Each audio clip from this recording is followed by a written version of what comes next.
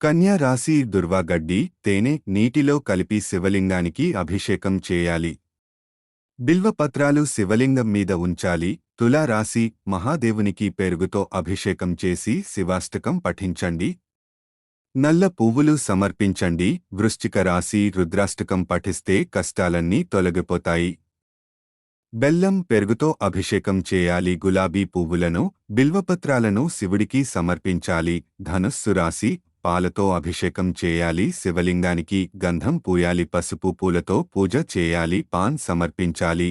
మకర రాశి అభిషేకాలు అర్చనలు చేస్తే సమస్యల నుండి పరిష్కారం దొరుకుతుంది. ధతుర అష్టగంధ తదితర వస్తువులతో చేయాలి. కుంభరాశి ఉపవాసం ఉండి శివుడిని ప్రత్యేకంగా పూజ చేయాలి. పాలు పెరుగు పంచదార నెయ్యి తేనెతో అభిషేకం చేసి దానితో పాటు ఓం నమః శివాయ అనే మంత్రాన్ని జపించాలి.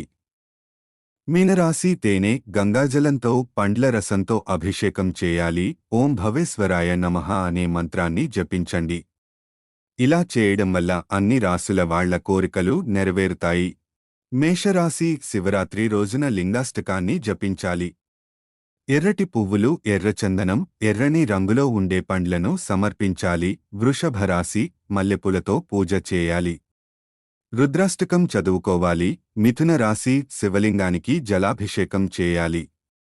చెరుకు రసంతో అభిషేకం చేయాలి. శివాష్టకాన్ని పఠించాలి. శక్తి సామర్థ్యాల మేరకు దానధర్మాలు చేయాలి. నీలిరంగు పువ్వులు సమర్పించి దీపం వెలిగించి పూజించండి. కర్కాటక రాశి జనపనారతో కలిపిన ఆవుపాలతో శివలింగానికి అభిషేకం చేసి రుద్రాష్టాధ్యాయిని పఠించాలి. సింహరాశి ఎర్రని తామరలతో శివుడికి పూజ చేయాలి. శివాలయంలో శ్రీ శివ చాలీసా పారాయణం చెయ్యాలి. శివుని పూజలో పెరుగు చక్కెర బియ్యం తెల్ల చందనం ఉపయోగించాలి.